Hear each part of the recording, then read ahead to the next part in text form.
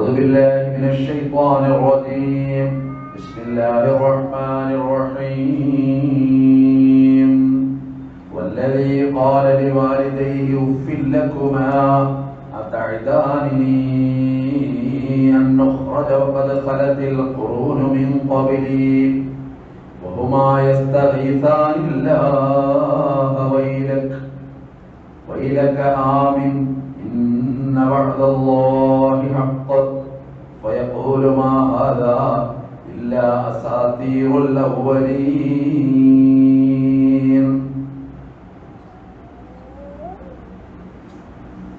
ബഹുമാനികളായ സത്യവിശ്വാസികളെ വിശ്വാസികൾ, അല്ലാഹു സുബ്ഹാനഹു വ തആലയുടെ വിധിവിലക്കുകൾ ജീവിതത്തിലെമ്പാടും പാലിക്കുവാൻ എന്നോട് നിങ്ങളോട് ഓർമ്മപ്പെടുത്തുന്നു, വസിയത്ത് ചെയ്യുന്നു.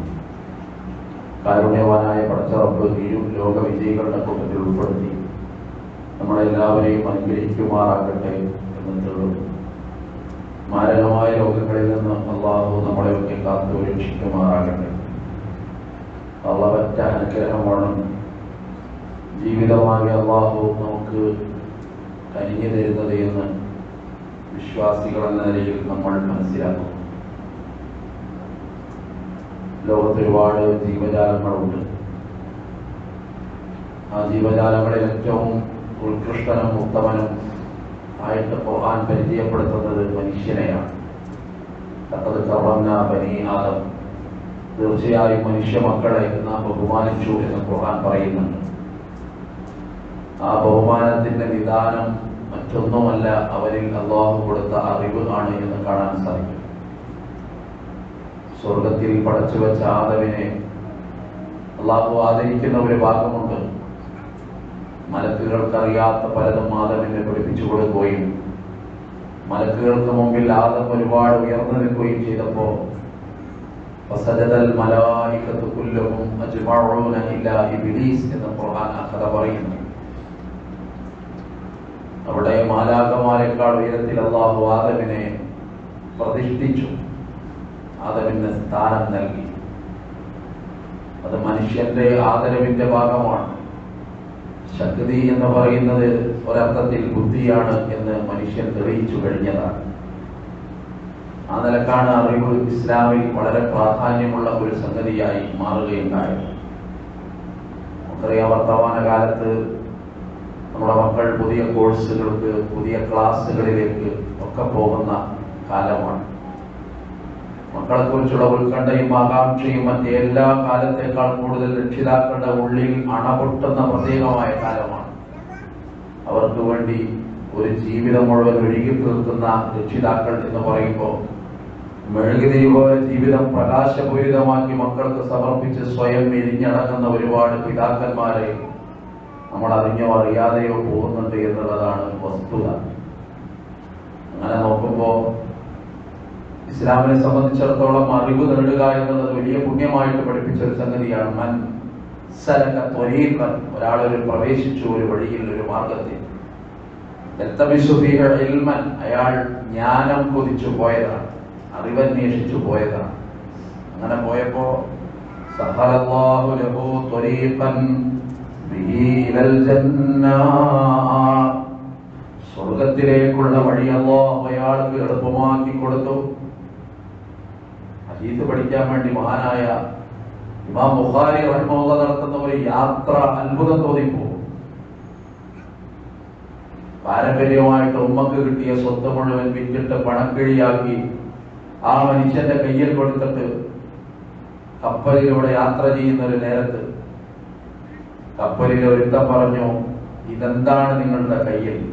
ബുഖാരി ഇമാമ പറഞ്ഞു, എന്റെ കയ്യിൽ എനിക്ക് ഉമ്മ തന്ന സ്വർണ്ണ നാണയമാണ്. അത് കേട്ടപ്പോ അയാൾക്ക് അത്ഭുതം കൂടി. ഈ മനുഷ്യനൊരു പാപമായിരിക്കണം, ഒന്നും മറച്ചു വെക്കാതെ ഇങ്ങനെ തന്നെ പറഞ്ഞ സ്ഥിതിക്ക് ഇതെങ്ങനെയെങ്കിലും കൈക്കലാക്കണമെന്ന് അയാളുടെ കുടില മനസ്സ് മന്ത്രിച്ചു. അയാള് ആരും അറിയാതെ കപ്പലിന്റെ മുകൾ തട്ടിൽ കയറിയിട്ട് കപ്പിത്താനോട് കരഞ്ഞ് അഭിനയിച്ച് പറഞ്ഞു, എന്റെ 1000 സ്വർണ്ണ നാണയങ്ങൾ കാണാനില്ല, ആരാ എടുത്തത് എനിക്ക് അറിഞ്ഞൂടാ, ഞാനാകെ വിഷമത്തിലും പ്രയാസത്തിലുമാണ്.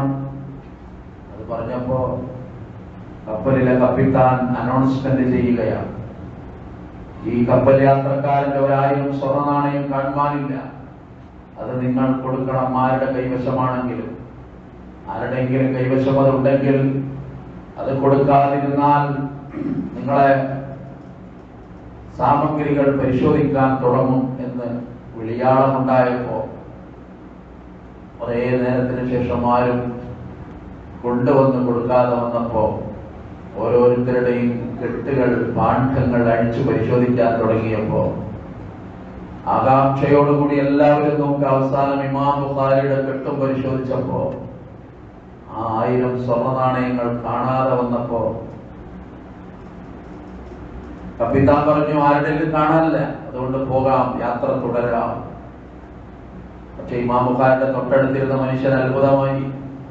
നേരത്തെ എന്നോട് 1000 ദീനാർ കാണിച്ചു തന്ന, 1000 ദിർഹം കാണിച്ചു തന്ന, 1000 സ്വർണ്ണ നാണയങ്ങളുണ്ടെന്ന് എന്നോട് പറഞ്ഞ ആ സ്വർണ്ണ നാണയം എവിടെ? ഇതൊരു അത്ഭുതം തോന്നി. അപ്പോ ആശ്ചര്യത്തോടുകൂടി ഇയാള് പറഞ്ഞു, നിങ്ങളുടെ കയ്യിൽ 1000 സ്വർണ്ണ നാണയങ്ങൾ ഉണ്ടായിരുന്നില്ലേ, അതെവിടെ പോയി? ഇമാം ബുഖാരിയോട് ഈ മനുഷ്യൻ വന്ന് ചോദിച്ചു. ഇമാം ബുഖാരി പറഞ്ഞു, പരിശോധന തുടങ്ങിയ പാടെ, ഒരു ഭാഗത്തുനിന്ന് പരിശോധന തുടങ്ങിയ പാടെ ഞാൻ കപ്പലിന്റെ മറ്റേ കരയിലേക്ക് അയൽഭാഗത്തുകൂടി മുകളിൽ കയറി കടലിന്റെ അഗാധതയിലേക്ക് ആ പടംകിഴി വലിച്ചെറിഞ്ഞു. അത്ഭുതത്തോടെ അയാൾ ചോദിച്ചു, ഒരു ജീവിതം മുഴുവൻ സമ്പാദിച്ചു കിട്ടാത്ത അത്ര വലിയ സമ്പാദ്യം നിങ്ങൾ എന്തിനു വലിച്ചെറിഞ്ഞു? വേണമെങ്കിൽ നിങ്ങൾക്ക് നിങ്ങളുടേതാണെന്ന് സ്ഥാപിക്കാമായിരുന്നില്ലേ? ഇമാം ബുഖാരി പറഞ്ഞു, സഹോദര, നിങ്ങൾക്ക് എന്നെ കുറിച്ച് അറിയുമോ? ഒരു ജീവിതം മുഴുവൻ അല്ലാഹുവിന്റെ റസൂലിന്റെ ഹദീസ് പഠനത്തിന് വേണ്ടി സമർപ്പിച്ച ജീവിതമാണ് എന്റെ ജീവിതം. എന്റെ ജീവിതത്തിൽ എന്റെ ഒരു ക്രെഡിബിലിറ്റി ഉണ്ട്, ഒരു സത്യസന്ധതയുണ്ട്. ലോകാവസാനം വരെ ഇനി ആളുകളെങ്ങാനും പറഞ്ഞേക്കാം 1000 സ്വർണ്ണ നാണയം മോഷ്ടിച്ചവന്റെ ഹദീസ് എന്ന് ലോകത്ത് ഒരാളും പറയാൻ പാടില്ലെന്ന് എന്റെ മനസ്സ് മന്ത്രിച്ചപ്പോ മുകൾ തട്ടിൽ കയറിയിട്ട് ആ 1000 സ്വർണ്ണ നാണയം ഞാൻ കടലിലേക്ക് വലിച്ചെറിഞ്ഞു എന്ന് പറയുന്ന ഇമാം ബുഖാരി റഹ്മത്തുള്ളാഹിയുടെ മനോഹരമായ ഒരു കഥ വായിക്കാൻ സാധിക്കും. പറഞ്ഞു വന്നത് അന്നൊക്കെ ആ ഒരു പ്രയോഗമാണത്. എൽത്തമിസുമില്ല, അറിവ് അന്വേഷിച്ച് അങ്ങോട്ട് പോവുക, അഗാധമായ യാത്രയാണ്. ഇമാം മാലിക് റളിയല്ലാഹുവിന്റെ അടുക്കൽ വലിയ വലിയ കച്ചവട സംഘം വരും, വലിയ വലിയ ബിസിനസ്സുകാർ. എന്നിട്ട് അവര് പറയും, ഞങ്ങളിപ്പോ കച്ചവടത്തിന് വന്നതല്ല, ഞങ്ങൾ നിങ്ങളിൽ നിന്ന് ജ്ഞാനം പഠിക്കാൻ വന്നതാണ് എന്ന് പറഞ്ഞ് ദിവസങ്ങളോളം അവിടെ പാർക്കും എന്നൊക്കെ കാണാൻ സാധിക്കും.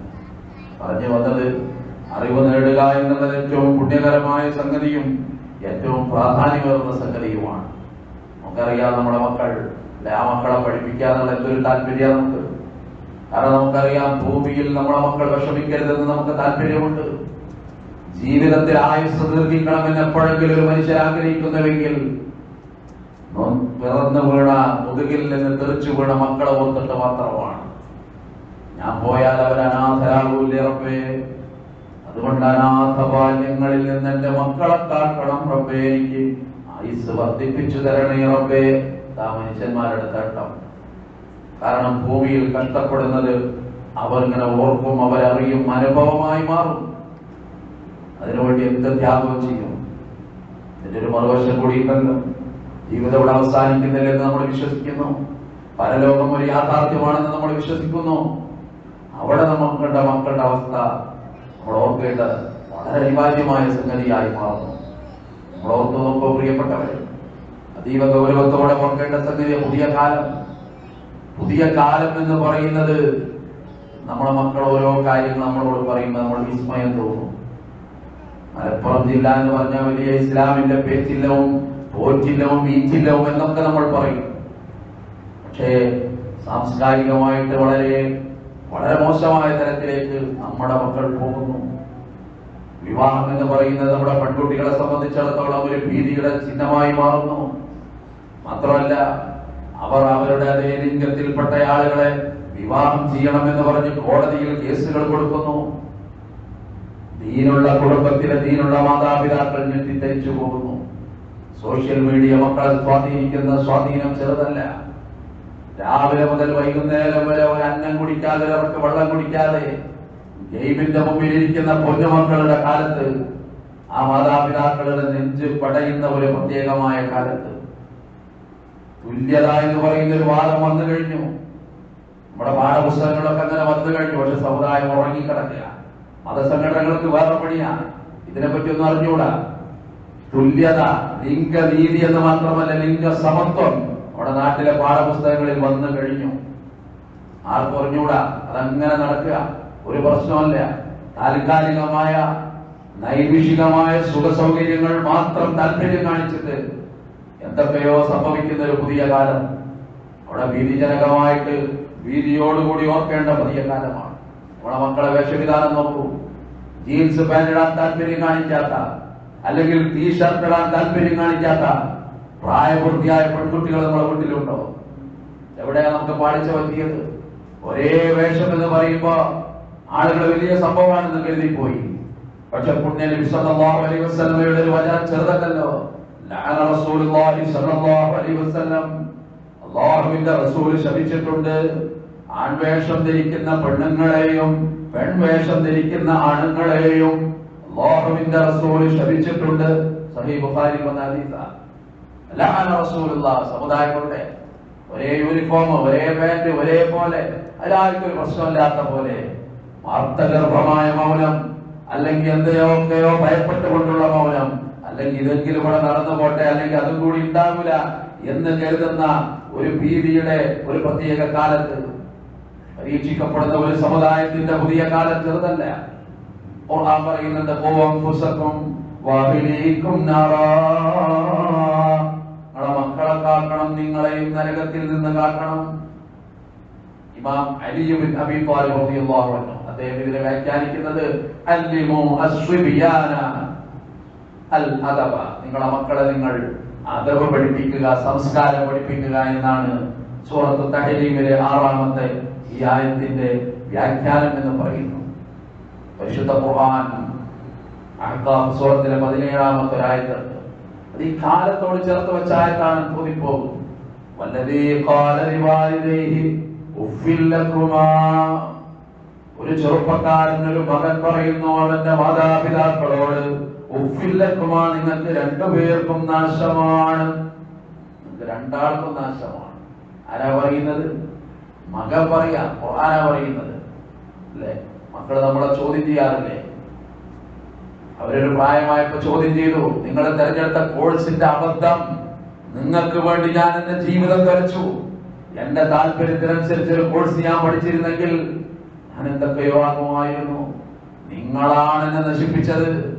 ഈ നിങ്ങളാണ്, പിതാവിന്റെ പേര് മാത്രമേ നിങ്ങൾക്കുള്ളൂ എന്ന് മക്കള് പറയുമ്പോ നെഞ്ച് പടയുന്ന, ദുനിയാവിന്റെ ഒരു പ്രത്യേക കാലമുണ്ട്, പടയുന്ന ഒരു മനസ്സുണ്ട്. ആലോചിച്ച് നോക്കൂ. ഇവിടെ മകൻ പറയാ, വല്ലദീ ഖാല ലിവാലിദൈഹി ഉഫ്ഫിൽ ലകുമാ, നിങ്ങൾക്ക് രണ്ടുപേർക്കും പെരുത്ത നാശമാണ്. മകൻ മാതാപിതാക്കളോട് പറഞ്ഞു. എന്നിട്ട് അവൻ തുടർന്നു, വതഇദാനി അൻ നുഖ്റജ വഖദ് ഖലത്തിൽ ഖുറൂനു മിൻ ഖബ്ലി. അതഇദാനി, നിങ്ങൾ എന്നെ ഭയപ്പെടുത്തുകയോ, നിങ്ങൾ എന്നോട് വാഗ്ദാനം ചെയ്യുകയോ, അൻ നുഖ്റജ, ഞാൻ മരിച്ചിട്ട് വീണ്ടും ഉയർത്തെഴുന്നേൽക്കുമെന്ന്, വീണ്ടും എനിക്ക് ജീവിതം പരലോകത്തുണ്ടെന്ന് നിങ്ങൾ എന്നോട് പറയുകയോ. വഖദ് ഖലത്തിൽ ഖുറൂനു മിൻ ഖബ്ലി, എത്ര തലമുറകൾ ഇവിടെ കടന്നുപോയി, എത്ര തലമുറകൾ മണ്ണോടടിഞ്ഞു പോയി, നൂറ്റാണ്ടുകളും യുഗാന്തരങ്ങളും മന്വന്തരങ്ങളും ഒരുപാട് സംവത്സരങ്ങളും ഋതുക്കളും ഹേമന്തങ്ങളും ഒക്കെ ഈ ലോകത്ത് വസ്തവിച്ചു ഉദിച്ച് അങ്ങനെ കടന്നുപോയി. തലമുറകൾ എത്ര വന്നുപോയി, എന്നിട്ടൊന്നും അതിന്റെ ഒരു അടയാളം ഞാൻ കാണുന്നില്ല. നിങ്ങൾ ഈ പറയുന്ന വർത്തമാനം എന്താണ്? മാതാപിതാക്കളെ പുതിയ മകൻ ചോദ്യം ചെയ്യാം. സംശയമുണ്ടോ? പുതിയ കാലത്ത് ആളുകൾ മുമ്പിൽ പറയാൻ മടിച്ചിട്ട് നമ്മൾ പറയൂല. നമ്മളെ വലിയ മതത്തിന്റെയും സംസ്കാരത്തിന്റെയും ദീനിന്റെയും ആളുകളാ. മകന്റെ ചിന്ത മാറിപ്പോയിട്ടുണ്ട്. ഖുർആനെ പറ്റി അവന്റെ വിലയിരുത്തൽ എന്താ? 6ാം നൂറ്റാണ്ടിലെ പ്രാകൃതമായ ഗ്രന്ഥമാണ്. മതത്തെ പറ്റി എന്താ വിലയിരുത്തൽ? അതൊരു നിര, അതൊരു പ്രത്യേക സംവിധാനമാണ്. ചില ആളുകൾക്കുള്ള ഉപജീവനത്തിന്റെ ഒരു മാർഗമല്ലാതെ മറ്റെന്താണ് ഈ മതം എന്ന് ഈ പുതിയ മകൻ പറയുന്ന കാലമാണ്. അതിന് പറ്റുന്ന തരത്തിലുള്ള ചിന്തകൾ അവൻ പോലും അറിയാതെ, നമ്മൾ അറിയാതെ അവന്റെ ഉള്ളിൽ സന്നിവേശിക്കപ്പെടുന്ന പുതിയ കാലത്ത് നമ്മൾ നിലകൊള്ളുന്നു. അതാണ് ഇവൻ പറയുന്നത്. അപ്പൊ ഇത് കേട്ടപ്പോ പാവം രണ്ട് ഉമ്മയും ഉപ്പയും അല്ലാഹുവിന്റെ ഖുർആൻ പറയട്ടെ,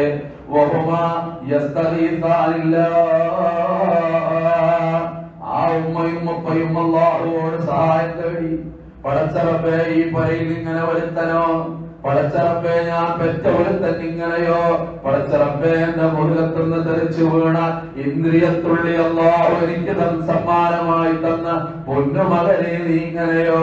അവർ രണ്ടുപേരും അല്ലാഹുവിനോട് കീഴുകരഞ്ഞു പറഞ്ഞു. പിന്നെ അവരെ ഉള്ളിൽ നിന്നൊരു ശാപം വന്നു, വൈല നിനക്ക് നാശം മോനെ. ശപിക്കണം അവര് മക്കളെ, മറന്നു പോവാല്ലേ. അല്ലെ, 3 പ്രാർത്ഥനകൾ നിങ്ങൾ സൂക്ഷിക്കുക. ആ 3 പ്രാർത്ഥനക്കും അല്ലാഹുവിന്റെ ഇടയിൽ മറയില്ല.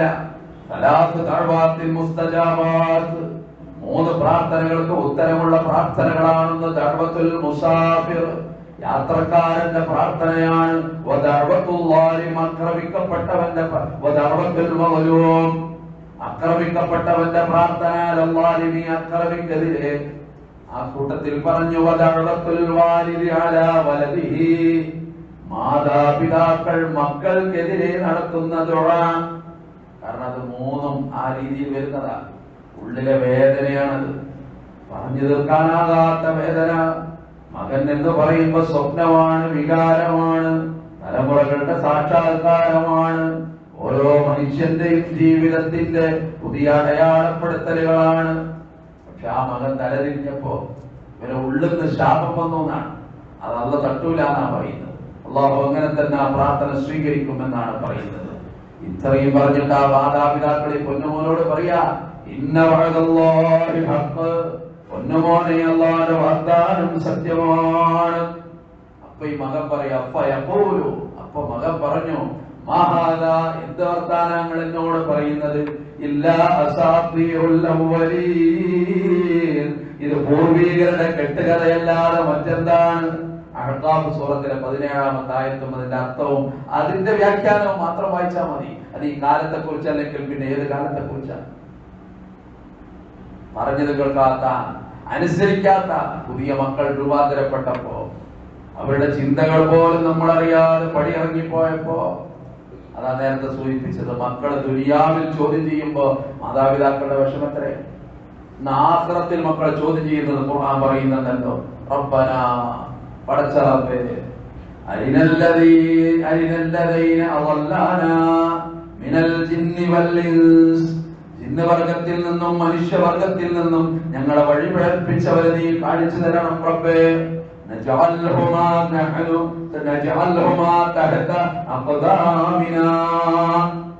അവരെ ഞങ്ങളുടെ കാലിന്റെ ചുവട്ടിലിട്ടിട്ട് ഞങ്ങൾക്ക് ചവിട്ടണം. പറയാ മാതാപിതാക്കളെ ചവിട്ടണം എന്നാ പറയുന്നത്. ഞങ്ങളെ കേടിരുത്തിയത് അവരാണെന്നാ പറയുന്നത്. ഞങ്ങൾക്ക് പറ്റാത്ത തീരുമാനങ്ങൾ എടുത്തത് അവരാണ്. അവരൊന്ന് ശടിച്ചിരുന്നെങ്കിൽ, അവരൊന്ന് ഒച്ച വെച്ചിരുന്നെങ്കിൽ, അവരൊന്ന് ഉറക്ക ഉപദേശിച്ചിരുന്നെങ്കിൽ, അല്ലെങ്കിൽ അവരൊരു കർശനമായ നിലപാട് സ്വീകരിച്ചിരുന്നുവെങ്കിൽ എന്നീ മകൻ അന്ന് തോന്നാം. എന്നിട്ട് പിന്നെ പറഞ്ഞു, ലിയകൂന മിനൽ അസ്ഫലീൻ, അവരെ ഞങ്ങളുടെ കാലിന്റെ ചുവട്ടിലാക്കണം ഞങ്ങൾക്ക്.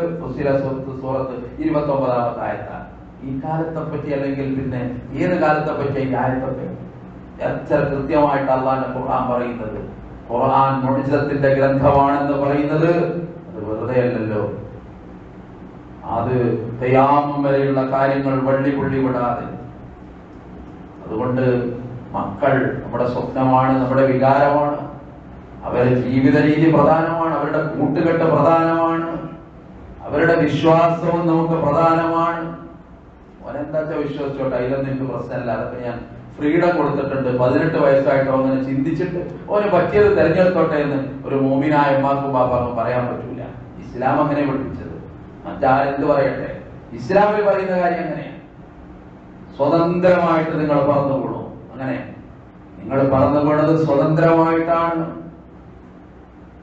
കുല്ലു മൗലൂദിൻ യൂലദു അലൽ ഫിത്ര, പിന്നെ മാതാപിതാക്കളാണ് അവനെ മജൂസിയാക്കിയത്, മാതാപിതാക്കളാണ് അവനെ അഗ്നി ആരാധകനാക്കിയത്, മാതാപിതാക്കൾ തന്നെയാണ് അവനെ ശിർക്ക് ചെയ്യാൻ പഠിപ്പിച്ചത്, മാതാപിതാക്കൾ തന്നെയാണ് അവനെ യഹൂദനാക്കിയത്, മാതാപിതാക്കൾ തന്നെയാണ് അവനെ മുസ്ലിം ഉമ്മത്തിന്റെയും സംസ്കാരത്തിന്റെയും ഭാഗമാക്കി മാറ്റിയതും. ഇതാണ് പുണ്യപ്രവാചകൻ സ്വല്ലല്ലാഹു അലൈഹി വസല്ലം നമ്മളെ പഠിപ്പിക്കുന്നത്. അത് പ്രധാനപ്പെട്ട സംഗതിയാണ്. അലി ഇബ്നു അബീ ത്വാലിബ് റളിയല്ലാഹു അൻഹു എന്നോട് പ്രവാചകൻ സ്വല്ലല്ലാഹു അലൈഹി വസല്ലം പറയുന്നുണ്ട്, ഈ ജ്ഞാനം അല്ലെങ്കിൽ അറിവ് ഇതൊക്കെ പഠിക്കാന്ന് മാത്രമല്ല, ഇത് മറ്റൊരാൾക്ക് പകർന്നു കൊടുക്കാന്നൊക്കെ പറയുമ്പോ വലിയ പുണ്യ ഇസ്ലാം പഠിപ്പിച്ചത്. സഹദ് ബിൻ സഅദ് റളിയല്ലാഹു അൻഹു പറയാ, അലിയോട് നബി പറയുന്നത് ഞാൻ കേട്ടു. ഖാല ലി അലി റളിയല്ലാഹു അൻഹു ഫവല്ലാഹി ലഅൻ യഹ്ദിയല്ലാഹു ലക റജുലൻ വാഹിദൻ ഖൈറുൻ ലക മിൻ ഹുമരിൻ നഅം. ചുവന്ന ഒട്ടകം നിനക്ക് കിട്ടുന്നതിനേക്കാൾ നല്ലതാണ് ഒരാള് നിന്റെ വാക്കുകൊണ്ട് നന്നായാൽ. അതും ഇതിന്റെ കൂടെ ചേർത്ത് വായിക്കുകയാണ്. അതുകൊണ്ട് നല്ല കൂട്ടുകെട്ട്, നല്ല മക്കൾ, നല്ല സംസ്കാരം. അതുകൊണ്ട് മക്കൾക്ക് വേണ്ടി ദുആ. മറ്റൊരു റിപ്പോർട്ട് പ്രകാരം പറഞ്ഞു, നോമ്പുകാരന്റെ പ്രാർത്ഥന അല്ലാഹു സ്വീകരിക്കും, അത് തട്ടൂല. യാത്രക്കാരന്റെ പ്രാർത്ഥനയും അല്ലാഹു സ്വീകരിക്കും, തട്ടൂല. ആ ഹദീസിൽ പിന്നെ പറഞ്ഞത്, മാതാപിതാക്കൾ മക്കൾക്ക് വേണ്ടി നടത്തുന്ന പ്രാർത്ഥനയും അല്ലാഹു സ്വീകരിക്കുമെന്നാണ്. ഉമ്മയുടെ പ്രാർത്ഥന, ബാപ്പയുടെ പ്രാർത്ഥന, അവര് കബറിൽ കിടന്ന് കാലങ്ങൾ ഒരുപാടായപ്പോഴും ജീവിതത്തിൽ ഏത് പ്രതിസന്ധിയിൽ നിന്ന് രക്ഷപ്പെടുമ്പോ അറിയാതെ ഉള്ളിലൊരു വികാരം വരുന്നുണ്ട്. എന്റെ ഉമ്മയുടെ ജീവിച്ചിരുന്ന കാലത്ത് കണ്ണീർ പൊഴിച്ചിട്ട് എനിക്ക് വേണ്ടി പാതിരാവിൽ നടത്തിയ പ്രാർത്ഥനയുടെ കരുത്തിനും ബലത്തിനുമാണ് എന്റെ ആയുസ്സിന്റെ രാവ് പകലുകൾ അത്ഭുതകരമായി കടന്നു പോകുന്നത് എന്ന് മനുഷ്യന്റെ മനസ്സ് മന്ത്രിക്കുന്നത് അവിടെയാണ്. അതുകൊണ്ട് സക്കരിയ അലൈഹിസ്സലാമിന്റെ ദുആ, റബ്ബി ഹബ്ലി മിൻ ലദുൻക ദുർരിയതൻ തയ്യിബ, എനിക്ക് നല്ല മകനെ തരണം റബ്ബേ. ഏത് കാലത്താന്ന് ഓർക്കണം, മകനില്ലാത്ത കാലത്താണ് ആ ദുആ. ഇബ്രാഹിം നബിയുടെ ദുആയും അത് തന്നെ, റബ്ബി ഹബ്ലി മിനസ് സ്വാലിഹീൻ, എനിക്ക് നല്ല മകനെ തരണം. വാർദ്ധക്യം പെരുമ്പിടി കൊണ്ട കാലത്ത്, അത് അതിന്റെ ഉച്ചകോടിയിലെത്തിയ കാലത്തുള്ള ദുആ, എനിക്ക് കിട്ടാൻ പോകുന്ന മകൻ നല്ല മകനാകണം. റബ്ബനാ റബ്ബി ജഅൽനി മുഖീമസ് സ്വലാത്തി വമിൻ ദുർരിയതി, നിസ്കാരം നിലനിർത്തുന്നവനായി എന്നെ മാറ്റണം, എന്റെ മക്കളെയും അങ്ങനെ ആക്കണം എന്ന് ഇബ്രാഹിം നബിയുടെ ദുആ.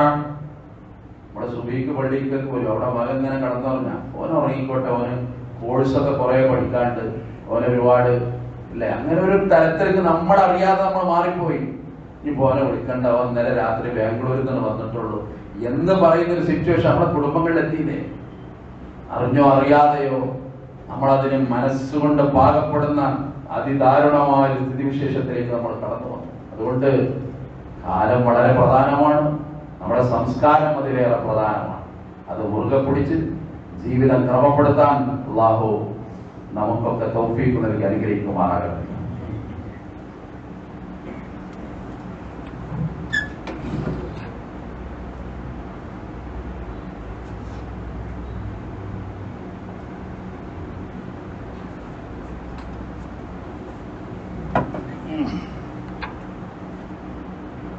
അൽഹംദുലില്ലാഹി റബ്ബിൽ ആലമീൻ, വസ്സലാത്തു വസ്സലാമു അലാ അഷ്റഫിൽ മുർസലീൻ വഅലാ ആലിഹി വസഹ്ബിഹി അജ്മഈൻ. തഖ്വല്ലാഹ് ഇബാദല്ലാഹ്, താനിയൻ ബിതഖ്വല്ലാഹ്.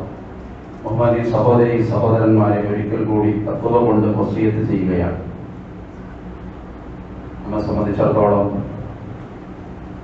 നമുക്ക് ഏറ്റവും പ്രധാനപ്പെട്ടത് നമ്മുടെ കുടുംബം, അതുപോലെ നമ്മുടെ മക്കൾ.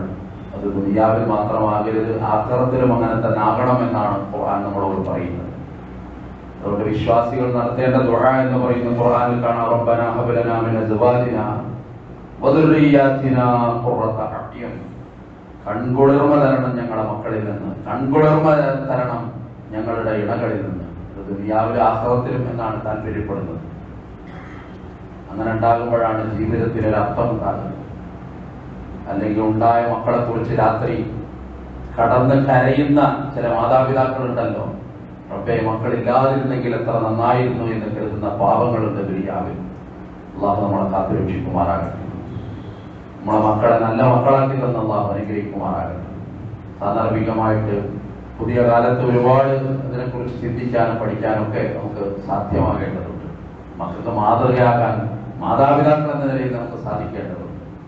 നേരത്തെ മക്കളെ വേഷവിധാനത്തെ കുറിച്ച് പറഞ്ഞു. മാതാപിതാക്കളെ വേഷവിധാനം എന്താ? സമുദായത്തിന്റെ വേഷവിധാനം എന്താ? തലമറക്കുക എന്ന് പറഞ്ഞാൽ നമ്മളെ സ്ത്രീകളെ സംബന്ധിച്ചിടത്തോളം ഒരു രണ്ടാം കടയിൽ അല്ലെ. നമ്മൾ 5 നേരം പള്ളിയിൽ പോയി തഴമ്പൊക്കെ വന്നിട്ടുണ്ട്, ബൈക്കുമ്പോ പോവുക, ഭാര്യ പിന്നിലിരിക്കുന്നുണ്ട്. ദീനിന്റെ ഒരു ഷിയാറും നമ്മളെ പ്രിയപ്പെട്ട ഭാര്യയ്ക്കില്ല. നമുക്കാണെങ്കിൽ ഒരു ലജ്ജയുമില്ല.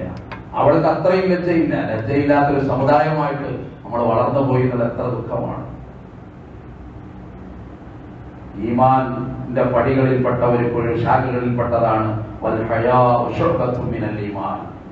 ഈമാന്റെ ശാഖകളിൽപ്പെട്ടതാണ് ലജ്ജ. ഇത്ര കൃത്യമായിട്ടാണ് പറഞ്ഞത്. ലജ്ജയില്ലെങ്കിൽ പിന്നെ ലജ്ജയില്ലാത്തവൻ എന്തും ചെയ്യും.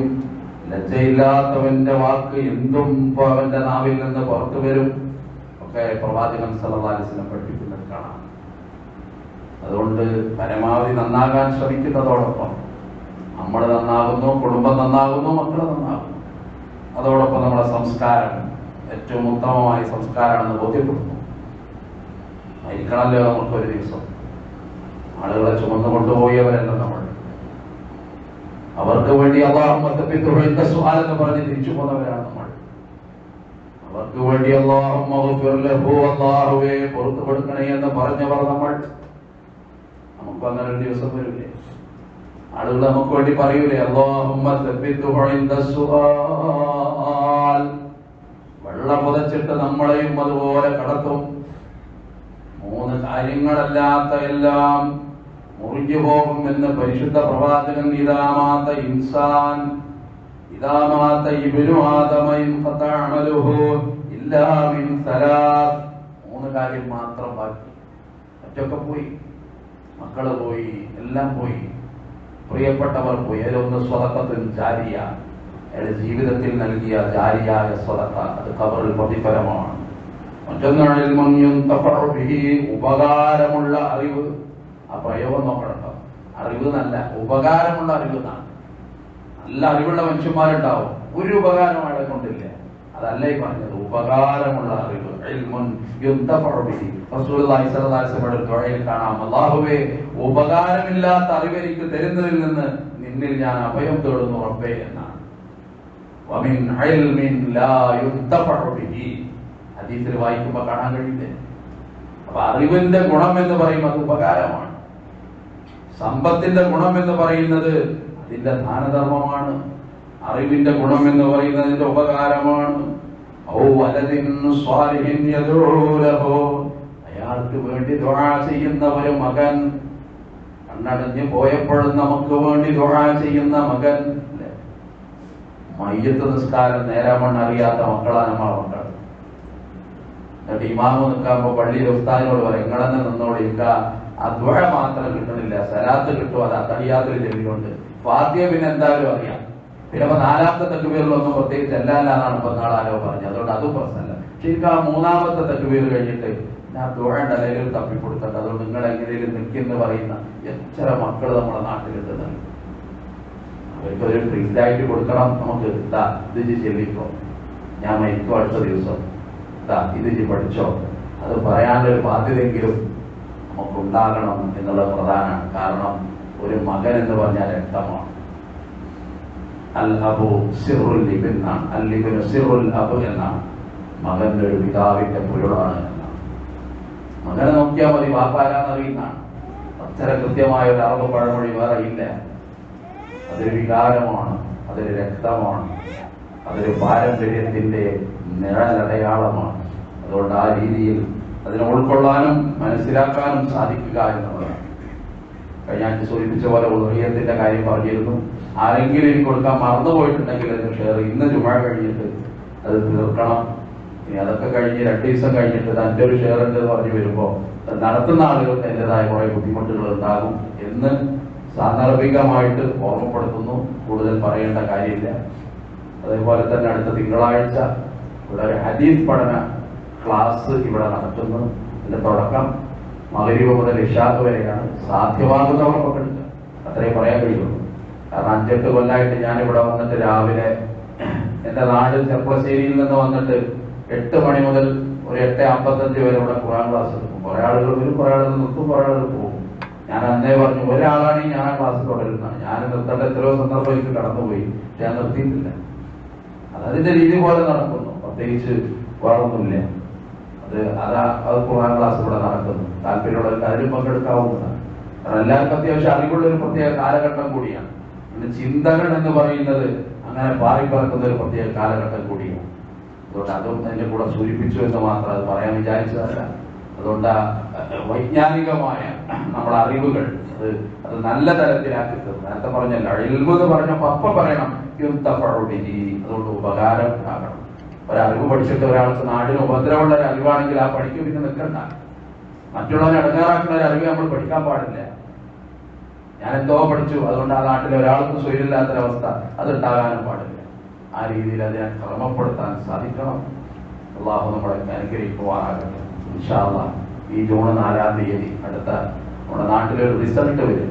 അത് വളരെ പ്രധാനമാണ്. ചിലർക്കൊക്കെ ഗൗരവം അറിയാം, ചിലർക്ക് അതത്ര പ്രശ്നമൊന്നുമില്ല. നമ്മുടെ കച്ചവടവും നമ്മുടെ കാര്യങ്ങളും നമ്മുടെ വീടിയും പിന്നെ നമ്മുടെ ബൈക്കും അതൊക്കെ അങ്ങനെയാണ് പോയിക്കോളും എന്ന് തെറ്റിദ്ധരിക്കുന്ന ഒരു പ്രത്യേക കാലമാണ്. അള്ളാഹുവിന്റെ കാവലല്ലാതെ വേറൊന്നും ഇല്ലാത്തൊരു തരത്തിലേക്ക് ഒരുപക്ഷെ നമ്മൾ പോകും. ഇപ്പോഴും ആ കാവല് മാത്രമാണ്. അതുകൊണ്ട് അള്ളാഹു അത് നമുക്ക് അനുകൂലമാക്കി തരുന്ന ഒരു സാഹചര്യമാണ് തന്ന് നമ്മളെ അനുഗ്രഹിക്കുമാറാകട്ടെ. നമ്മുടെ ദഅ്വാ പ്രവർത്തനങ്ങൾ, നമ്മുടെ മസ്ജിദുകൾ, നമ്മുടെ അടുത്ത തലമുറ ആണ് ഏറ്റവും പ്രധാനം. കഴിഞ്ഞ തലമുറ അനുഭവിച്ച ത്യാഗത്തിന്റെ നെരിപ്പോടിന്റെ കഥ വായിച്ചിട്ട് ഒരുപാട് കാലം കരഞ്ഞ സമുദായമായിരുന്നല്ലോ നമ്മൾ. അതിന്റെ തണലിൽ നമ്മൾ വളർന്ന് വിച്ചവച്ച് പലതുമായൊരു പ്രത്യേക കാലഘട്ടമാണ്. അപ്പോ ശൈഥില്യവും വ്യത്യസ്തമായ പരീക്ഷണങ്ങളൊക്കെ സമുദായത്തെ പിടികൂടുമ്പോ അടുത്ത തലമുറ അവർക്ക് ഈ നാട്ടിൽ ദീനും ദഅവത്തുമായിട്ട് തന്നെ കടന്നു പോകാൻ അള്ളാഹു അവസരം നൽകി അനുഗ്രഹിക്കുമാറാകട്ടെ. അള്ളാഹു സമുദായത്തെ കാത്തു രക്ഷിക്കുമാറാകട്ടെ. നമ്മുടെ ഇസ്സത്തിനെ അള്ളാഹു നിലനിർത്തി തന്നെ അനുഗ്രഹിക്കുമാറാകട്ടെ. നമ്മുടെ മക്കൾ നല്ല മക്കളാകുന്ന സൗഭാഗ്യം തന്നെ അള്ളാഹു നമ്മളെ അനുഗ്രഹിക്കുമാറാകട്ടെ. മരണസമയത്ത് ഈമാൻ കെട്ടി മരിക്കുന്ന ഭാഗ്യവാന്മാരുടെ കൂട്ടത്തിൽ അള്ളാഹു നമ്മളൊക്കെ ഉൾപ്പെടുത്തി അനുഗ്രഹിക്കുമാറാകട്ടെ. ജന്നാത്തുൽ ഫിർദൗസിൽ എത്തിച്ചേരാൻ അള്ളാഹു നമുക്ക് തൗഫീഖ് തന്ന് അനുഗ്രഹിക്കുമാറാകട്ടെ. മാരകമായ രോഗങ്ങളിൽ നിന്ന് റബ്ബ് നമ്മളെ കാത്തു രക്ഷിക്കുമാറാകട്ടെ. ആറടി മണ്ണിൽ കിടക്കുന്ന നമ്മുടെ പ്രിയപ്പെട്ട മാതാപിതാക്കൾക്ക് അള്ളാഹു സ്വർഗം നൽകി അനുഗ്രഹിക്കുമാറാകട്ടെ. രോഗശയ്യയിൽ കിടക്കുന്ന നമ്മുടെ പ്രിയപ്പെട്ടവരുടെ രോഗങ്ങൾക്ക് അള്ളാഹു ശിഫ നൽകി അനുഗ്രഹിക്കുമാറാകട്ടെ. اللهم اغفر للمؤمنين والمؤمنات والمسلمين والمسلمات الأحياء منهم والأموات إنك مجيب الدعوات. ربنا اغفر لنا ولإخواننا الذين سبقونا بالإيمان ولا تجعل في قلوبنا غلا للذين آمنوا ربنا إنك رؤوف رحيم. اللهم أعز الإسلام والمسلمين وأذل الشرك والمشركين. اللهم أجرنا من النار، اللهم أجرنا من النار، اللهم أجرنا من النار.